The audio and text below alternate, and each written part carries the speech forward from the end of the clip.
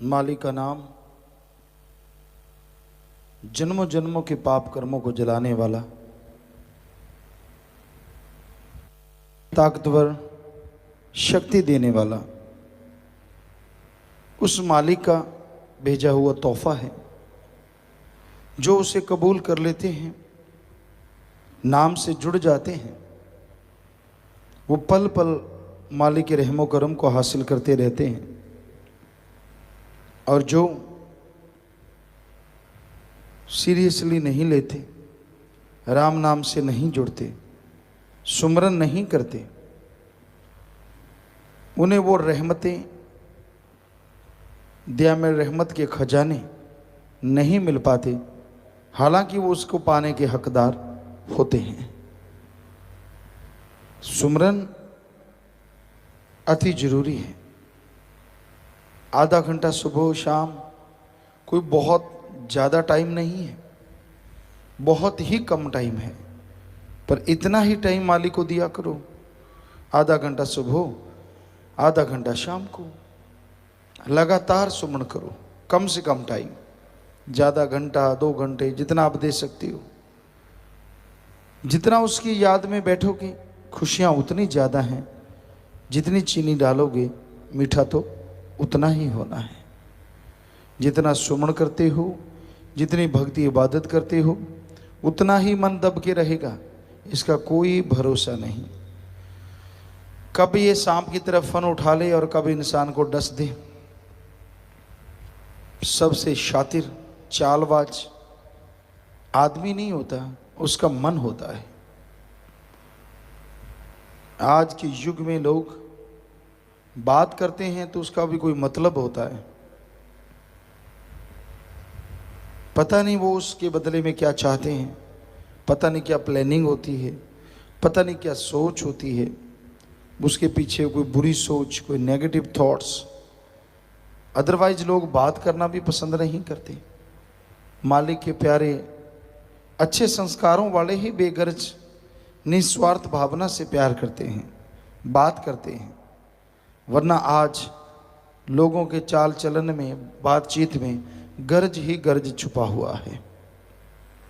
गर्ज पूरा नहीं होता तो कोई किसी की बात नहीं पूछता। गर्ज अगर पूरा होता है तो लोग उसके गीत गाते हैं, लोग उसको वाह वाह कहते हैं, लोग उसके मुरीद, उसके दोस्त बन जाते हैं। बेस गर्ज निस्वार्थ प्यार करो अल्लाह वाहिगुरु राम से, सतगुरु मौला से। बचनों और व्यवहार के पक्के बनो। हाथी की तरह दिखाने के और खाने की और नहीं होना चाहिए कि आप दिखते कुछ और हैं, असल में आप कुछ हैं कुछ और।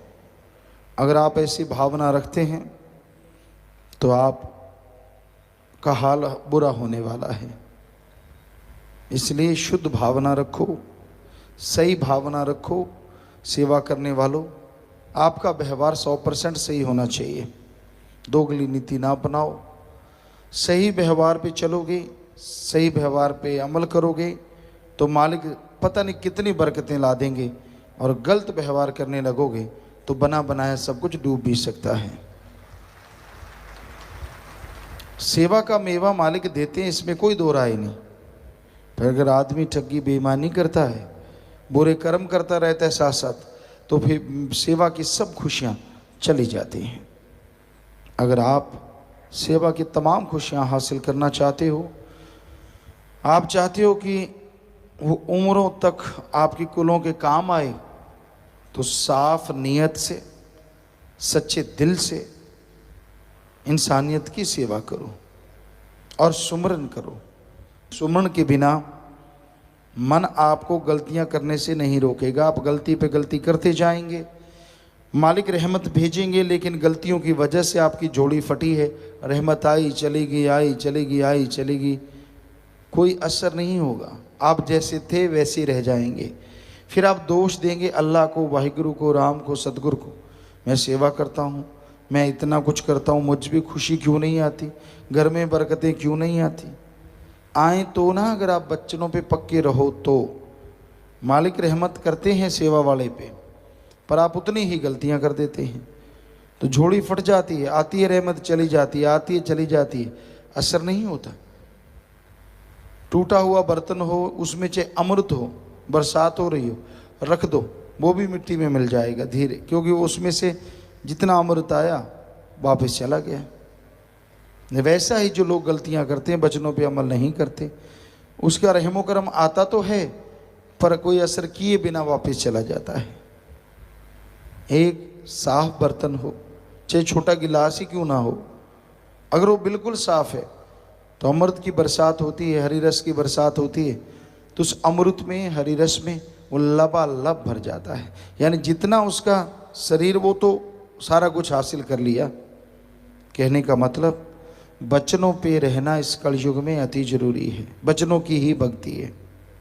इसलिए अपने व्यवहार को बदलो, सुमरण करो, व्यवहार में सुमरण शामिल करो कि हाँ भाई सुबह शाम आधा घंटा या घंटा सुबह शाम या आधा घंटा सुबह शाम मालिक को याद करेंगे।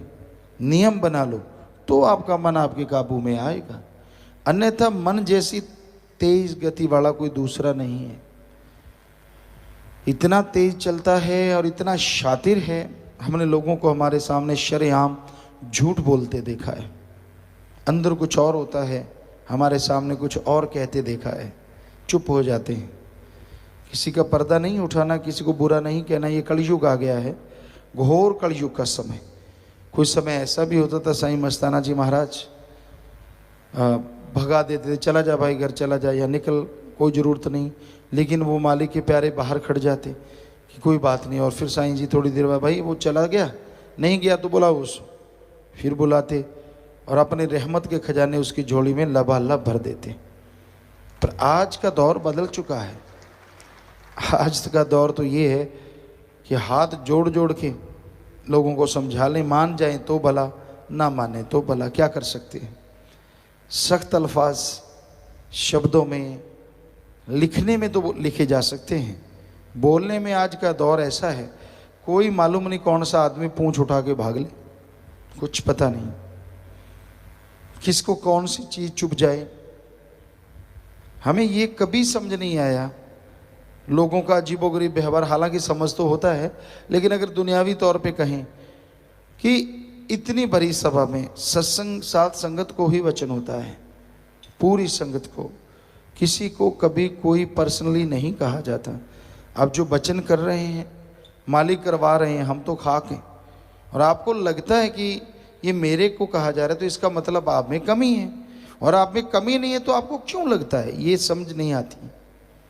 जब आप में कोई कमी नहीं है, जब आप सही हैं, तो आपको कभी लगना नहीं चाहिए। इसलिए भाई, पीर फकीर तो समय के अनुसार, पंजाबी में कहावत है, जैसी वाह वैसा उल्लाह, जैसी हवा चलती है वैसी ओट ले ली जाती है। सो जैसा कलयुग का दौर है, फकीर भी छोड़ देते हैं कि राम तू जान, हम तो अपने ड्यूटी बजाएंगे, वो तो नहीं छोड़ते, वचन तो करने ही है, कहना ही है सब कुछ, पर पर्सनली किसी को कहना बड़ा ही मुश्किल है। और पहले ऐसा होता था, सात्संगत आती, मिलना, वचन करवा लेने, उस पर 100% अमल करना, और हाथों हाथ रहमो करम से माला माल हो जाना। आज तो क्यों किंतु परंतु ने जगह ले ली है, यहाँ से भी कोई वचन हो तो भी क्यों, किस लिए। और इंसान अपने गिरेबान में नहीं देखता, 10 लोग दूसरे को देखेंगे, अच्छा ये उसको कहा जा रहा है, अच्छा ये उसको, अरे तू अपने आप की संभाल ले, किसको कह रहे हैं किसको नहीं कह रहे, तूने क्या लेना है। क्योंकि संत किसी एक को पर्सनली कभी नहीं कहते, पूरी सासंगत के लिए वचन होते हैं। वो अलग बात होती है कि आदमी जिसमें जैसी कमियां होती हैं उसको वैसे वचन अपने पे लगते हैं। भक्ति वालों को भक्ति वाले वचन जच जाते हैं, हाँ ऐसे भक्ति करनी चाहिए, ऐसा करना चाहिए।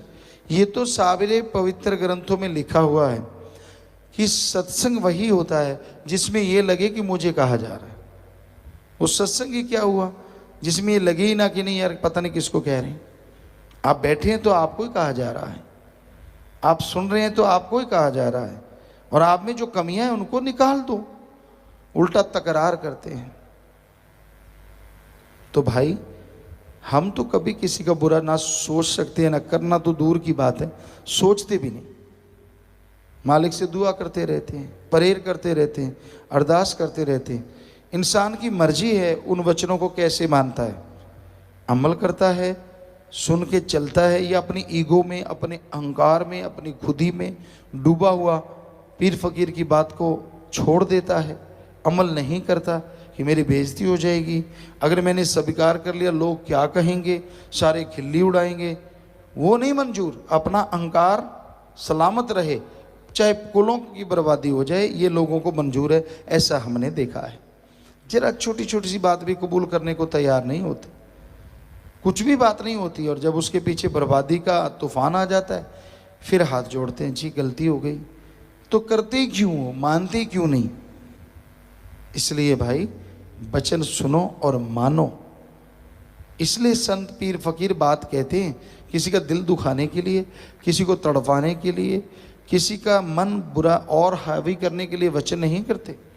संत कहते हैं आप सुमन करो, वो तो आपके फायदे की है, उसमें तो गलत बात नहीं। संत ये कहते कि नाम जपो, अब ये तो कोई गलत नहीं, आप नहीं जपते लगेगा आपको भी कि मुझे कह रहे हैं, तो फिर जपो। जाप करोगे आपका मन काबू में आएगा, आपके अंदर की बुराइयां दूर होंगी और मालिक की दया में रहमत के काबिल आप बनते जाएंगे।